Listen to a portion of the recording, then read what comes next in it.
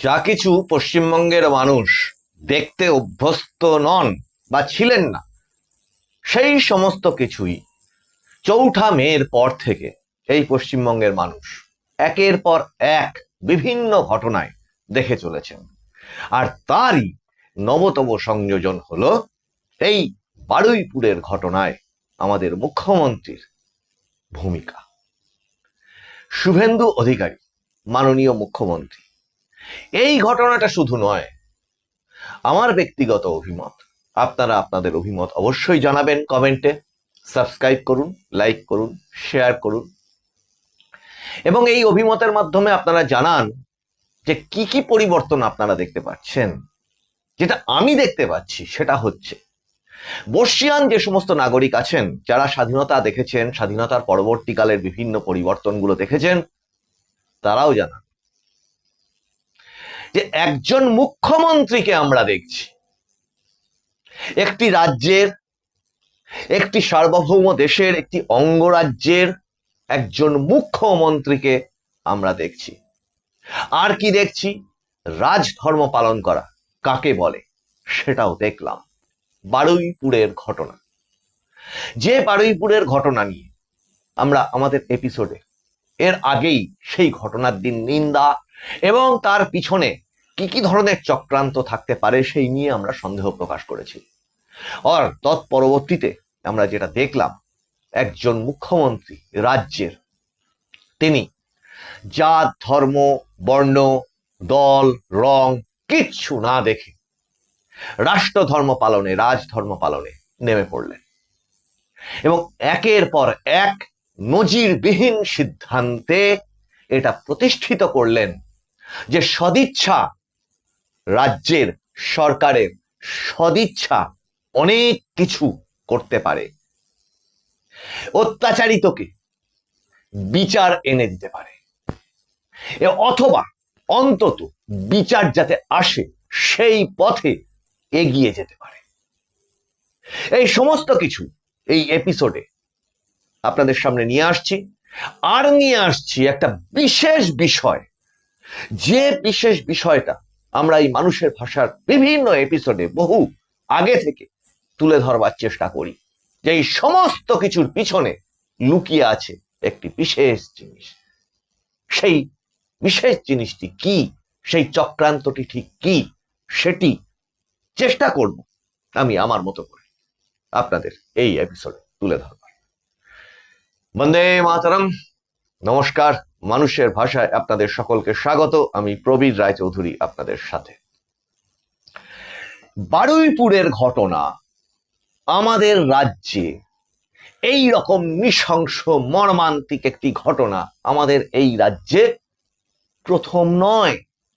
এটি হচ্ছে বিশেষ বিষয়, এটি প্রথম নয়। কিন্তু অতীতে যা যা নজির আমরা দেখেছি শাসকদের, সেগুলো যদি ছোট্ট করে স্মরণ না করা হয়, তাহলে এই এপিসোডের মূল বিষয়বস্তুটার দিকে এগোনো মুশকিল হবে। চলে যান, খুব বেশি যদি মনে করতে নাও পারা যায়, বামফ্রন্ট আমল, জ্যোতি বসু মুখ্যমন্ত্রী, বানতলার ঘটনা এবং জ্যোতি বসুর সেই নিন্দনীয় বলতে পারেন, বিখ্যাত বা কুখ্যাত, যে কোনো রকম ভাবেই আপনারা ব্যাখ্যা করতে পারেন একটি মন্তব্য। এমন তো কতই হয়। আর সেই এমন তো কতই হয়ের প্রতিধ্বনি আমরা শুনতে পেয়েছিলাম তার পরবর্তী জমানার মুখ্যমন্ত্রী, যিনি নিজে একজন মহিলা। তিনি যখনই এরকম এরকম মর্মান্তিক ঘটনাগুলো ঘটেছে তার আমলে, সেগুলোকে কখনো বলেছেন ছোট্ট ঘটনা, বিচ্ছিন্ন ঘটনা। জ্যোতি বসুর এমন তো কতই হয় আর ছোট্ট ঘটনা, সেটা শুনতে প্রায় একই রকম প্রতিধ্বনি মনে হয় না? সেটা পার্ক স্ট্রিটের ঘটনা হোক, হাঁসখালির ঘটনা হোক, যেখানে কোনো তদন্ত হওয়ার আগেই একজন মুখ্যমন্ত্রী বলে দেন কারোর সাথে কারোর সম্পর্ক ছিল কিনা, বা তারই দলের কোন একজন সাংসদ অন্যের সঙ্গে কোন রকম একটা অবৈধ সম্পর্কের খোঁজ করতে থাকেন, তাঁরই দলের কোনো একজন সাংসদ ধর্ষণের প্রেক্ষিতের খোঁজ করতে থাকেন, যিনি নাকি আবার নাট্যকার, শিল্পী টিল্পী ছিলেন। আর তারপরে এই হাঁসখালি কামদুনি, এই কামদুনির বিচার না পাওয়া, বেকসুর খালাস হয়ে বেরিয়ে যাওয়া সেই সমস্ত অপরাধীরা খোলা সমাজের মধ্যে ঘুরে বেড়ানো, এই সমস্ত কিছু আমরা বসে বসে দেখেছি। আর সব থেকে পৃথিবী কাঁপিয়ে দেওয়া যে আন্দোলন বলা যায়, বা যে ঘটনার কথা নতুন করে ব্যাখ্যা করে এপিসোডটার অনেকটা সময় বলবার মতো কোনো প্রয়োজনই নেই, সেটি হচ্ছে আরজিকর এবং অভয়ার কাণ্ড। সেই অভয়া কাণ্ডে ওই মুখ্যমন্ত্রীর কি কি ভূমিকা ছিল সেটা আমরা সবাই দেখেছি। একের পর এক ঘটনাতে শুধু যে এই ধরনের মর্মান্তিক ঘটনা তাই নয়, রাজ্যে বিভিন্ন রকম প্রতিবাদ আন্দোলনের নাম করে রাজ্যটাকে অরাজকতায় ভরিয়ে দেওয়া, সেটা সিএএ কে এনআরসি আন্দোলন হোক, ওয়াকফের আন্দোলন হোক, কেন্দ্রে পাশ হলো একরকম আইন আর মানুষকে বুঝিয়ে দেওয়া সেইটা সম্পূর্ণ উল্টো একটি আইনের ব্যাখ্যা, এবং সেইটাতে একের পর এক কোট আনকোট সমস্ত বুদ্ধিজীবীদের নেমে পড়া, যেটাকে আমি আবার বলছি, একের পর এক এপিসোডে বলি, এটাতেও বলছি, কোট আনকোট কু বুদ্ধিজীবী।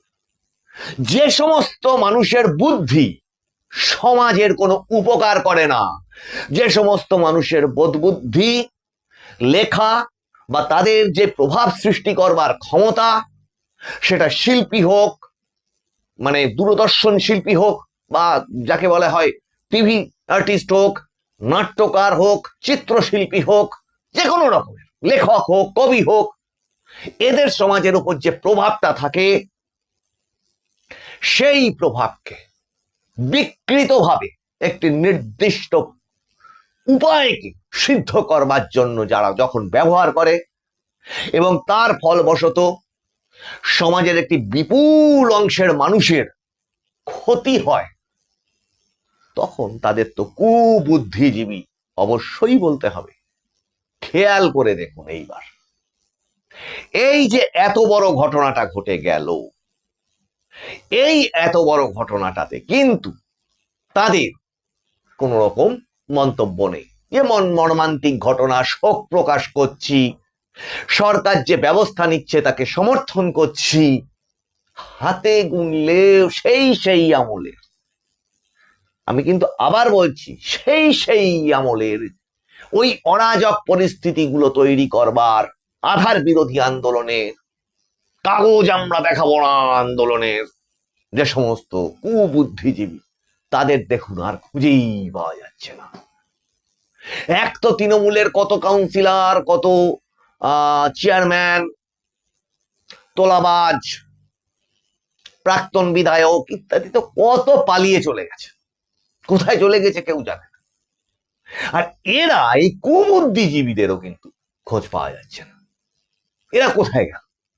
এত বড় ঘটনায় গেল কেন? এতক্ষণ ধরে এই কথাটা বললাম কারণ মুখ্যমন্ত্রী, আমরা কোনো মুখ্যমন্ত্রীকে দেখিনি এর আগে সারাটা দিন একটি ঘটনার সেই স্থলে দাঁড়িয়ে থেকে সেই পরিবারের সঙ্গে আলাপচারিতা করে, ক্ষতিগ্রস্ত পরিবারের সাথে আলাপচারিতা করে, কখনো এসটিএফ, কখনো এসপি অফিস, কখনো থানায় কি হলো না হলো ইত্যাদি মনিটর করে ডিজিকে উপযুক্ত তার যে পরামর্শ সেগুলো দিয়ে তদন্তে গতি আনতে, একের পর এক অ্যারেস্ট মূল অভিযুক্তদের, অনতি বিলম্বে সেগুলোকে করতে, এই দৃশ্য আমরা কখনো দেখিনি, এই নজিরবিহীন দৃশ্য।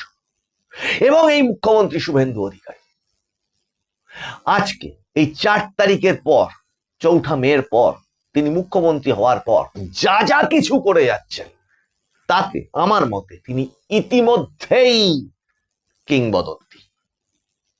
মুখ্যমন্ত্রী হিসেবে তিনি ইতিমধ্যেই কিংবদন্তি। অনেক গত কয়েক বছর আগে যখন এই শ্যামাপ্রসাদ মুখোপাধ্যায়ের জন্মদিন পালন করতে তিনি মাল্যদান করতে গেছিলেন, সেদিনকে একটি এপিসোডে আমি বলেছিলাম ইনি হচ্ছেন এই পশ্চিমবঙ্গের মুক্তি সূর্য হতে পারেন, ইনিই মুক্তি সূর্য, এবং এনার সাহস সমাজে সঞ্চারিত হচ্ছে, হবে, এবং দিন যত এগিয়েছে আমরা দেখেছি তাই হয়েছে। আর এর সাথে সাথে গত কয়েকটা এপিসোড ধরে বলে যাচ্ছিলাম যে যারা এখনো মুখ্যমন্ত্রীর কথা কানে শুনতে পাচ্ছেন না, সাবধান, শুনছেন না যারা, যারা শোনেননি তাদের পরিণতি এবার দেখা যাচ্ছে। লায়েক আলী এমন ভাবে দাঁড়িয়ে ঘটনাটাকে বিবৃত করছিলেন যেন সমস্ত ঘটনা এই মাত্র তার চোখের সামনে ঘটে গেল। আর পাশাপাশি যে ঘটনাটাকে মেনশন করব বলে এই এপিসোডটা, সেটা কি? সেটা হচ্ছে এই সেই বিদেশি চক্রান্তের কোনো সূত্র নয় তো? সেই কবির মোল্লা, অন্যতম প্রধান অভিযুক্ত, সে ধরা পড়লো কোথা থেকে? বসিরহাট সংলগ্ন এলাকা থেকে। Safe passage, launching pad, sleeper cell, এই সমস্ত কিছু আমি বারবার করে বলি, ওই সন্দেশখালী থেকে শুরু করে বসিরহাট সংলগ্ন তার বিভিন্ন রকম যে পঞ্চায়েতগুলি রয়েছে সেগুলোর দিকে অবিলম্বে নজর দেওয়ার কথা। আর ওগুলোই হচ্ছে আঁতুর ঘর, এই সমস্ত অরাজকতার আঁতুর ঘর, এই রাজ্যটাকে বিচলনে ভরিয়ে দেওয়ার আঁতুর ঘর, এবং এই সুস্থ সুন্দর একটি সোনার বাংলার সরকারের চলার পথের কাঁটা ছড়িয়ে দেওয়ার একটি ব্যবস্থা মাত্র। খেয়াল করুন, যে অরাজক পরিস্থিতিটা তৈরি হলো তাতে 200 জন আইডেন্টিফাইড হয়েছে বলে সরকার সূত্রে যে জানা গেছে, তার মধ্যে 20 জন অ্যারেস্ট হয়েছে। গুন্ডা দমন আইন আছে, সম্পত্তি বাজেয়াপ্তর আইন আছে, সরকারি সম্পত্তি ধ্বংসের বিরুদ্ধে যে আইন, সেই আইনটা হয়ে গেছে এখন। আগে সিলেবাসের পড়া নেই, এটা এখন নতুন সিলেবাস, নতুন ক্লাস, নতুন ক্লাসের নতুন বই। এই নতুন বই মমতা বন্দ্যোপাধ্যায় পড়েননি বোধহয়, কারণ যিনি সেই ব্যক্তি যিনি এই ঘটনাতে যখন তার দুষ্টু দুষ্টু ছেলেরা এই ঘটনাগুলো ঘটাতো এবং তিনি তাদেরকে বাঁচানোর জন্যে উঠে পড়ে লাগতেন, সেই তিনি একবার সবুজ মোমবাতি হাতে বেরিয়ে পড়ছেন। তার পাড়ায় তার সঙ্গে যেটুকু অস্তিত্ব পড়ে আছে সেটা নিয়ে আজকে আবার দেখলাম বেশ কিছু মানুষজন হই হই করতে করতে, জাস্টিস চাই করতে করতে বেরিয়ে পড়লেন। আর এদের সবার গালে চপেটাঘাত কে মেরেছে জানেন? তামান্না।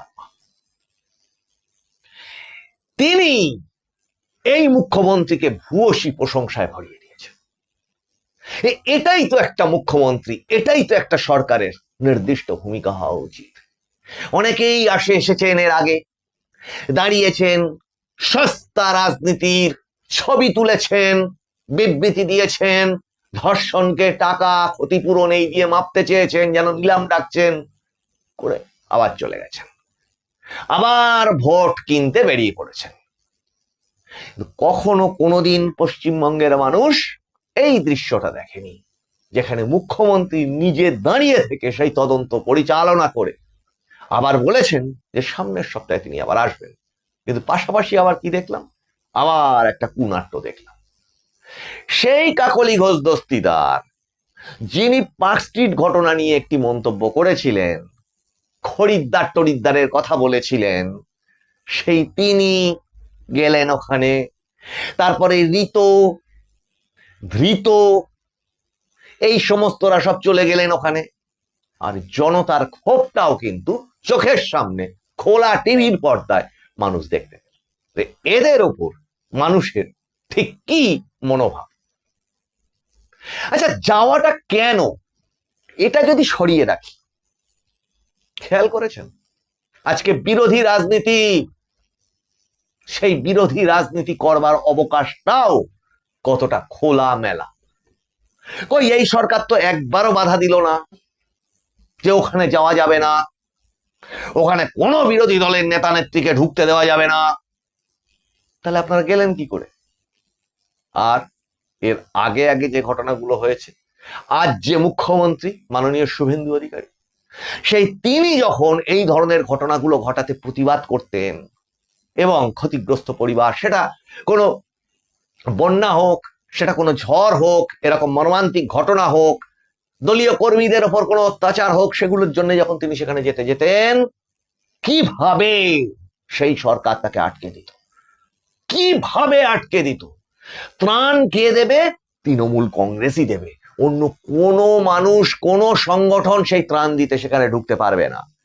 আর সেই যে ত্রাণ দিতে ঢুকতে পারবে না, আর কেন্দ্র থেকে যে সমস্ত ত্রাণগুলো পাঠানো হতো সেগুলো কোথায় গিয়ে জমা পড়তো? আজকে যত তাদের ঘর বাড়ি দরজা খুলছে, পার্টি অফিসগুলো মানুষজন গিয়ে খুলে দেখছে, সেখানেই সমস্ত দেখতে পাচ্ছে। কিন্তু একটাই ব্যাপার, এই এপিসোডের শেষ অংশে যেটা বলতে চাইছি, বিশেষ জিনিস, যে এরা এই যারাই অরাজকতাটা করলো, একটি মর্মান্তিক ঘটনাকে নিয়ে কুৎসিত রাজনীতি করবার জন্য ময়দানে নেমে পড়ল, এবং মুখ্যমন্ত্রীর এই কঠোর অবস্থান, একদম নিরপেক্ষ সোজা রাষ্ট্রধর্ম পালন, তাদের সমস্ত সেই আশায় জল ঢেলে দিল মূলত। এবং তার সাথে আর একটা যোগ করলে হবে, না হলে হবে না, পালাতে বাধ্য হলো এবার এরাই।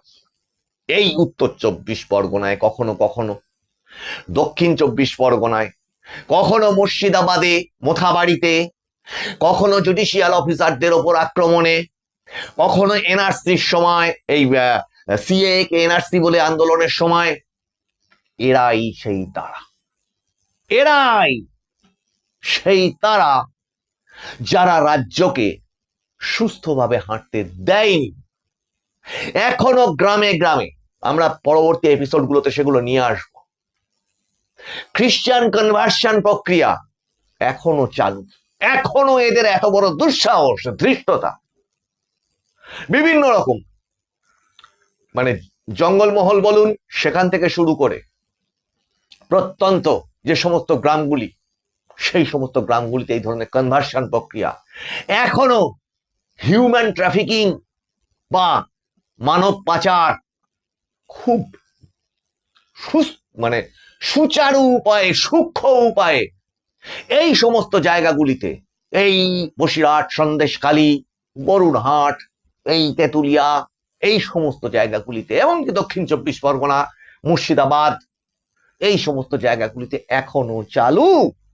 এবং যেখানে যেখানে বিএসএফ ফেন্সিং এর কাজ শুরু করে দিয়েছে, এবং ওখানকার বাংলাদেশের যে সমস্ত বর্ডার সিকিউরিটির যে সমস্ত অফিসিয়ালরা আছে তাদের কাছ থেকে বাধা পাচ্ছে, সেখানকার গ্রামবাসীদের কাছে থেকে বাধা পাচ্ছে। এখন আগে কি হতো, আগে হাজারে হাজারে ওপাশ থেকে আসতো, এখন হাজারে হাজারে এপাশ থেকে ওপারে যেতে হচ্ছে, বাধ্য হচ্ছে যেতে। কিন্তু কাগজপত্রহীন মানুষজন এখনো এই সমস্ত জায়গাগুলিতে থেকে গেছে। আর এরা চায় ওই সমস্ত জায়গাগুলিতে যেন মিডিয়ার নজর না পড়ে। ফলত যে সমস্ত কিছু কিছু ডন এখন শ্রীঘরে ঢুকেছে, তাদের যে সমস্ত সাগ্রেদরা আছে, সেই সাগ্রেদরা এবং তাদের যে নেটওয়ার্ক, বৃহৎ বিশাল যে নেটওয়ার্ক বলে তারা ভেবেছিল, সেই নেটওয়ার্ক যখন ভেঙে ভেঙে গুঁড়ো গুঁড়ো হয়ে পড়ছে, পাশে দাঁড়ানোর আর কেউ নেই, এরা কিন্তু মিডিয়া, সাংবাদিক এদেরকে হুমকি দিতেও ছাড়ছে না। এমনকি কোর্টের মধ্যে যখন বন্দী হয়ে উঠতে যাচ্ছে, তখনও হুমকি দিতে দিতে উঠছে। আর ওই পুলিশ প্রশাসন এখনো ওই সমস্ত প্রত্যন্ত জায়গাগুলিতে এই ধরনের ডনদের গায়ে হাত দিতে, ছুঁতে, ধরপাকড় করতে এখনো একটু দ্বিধাগ্রস্ত।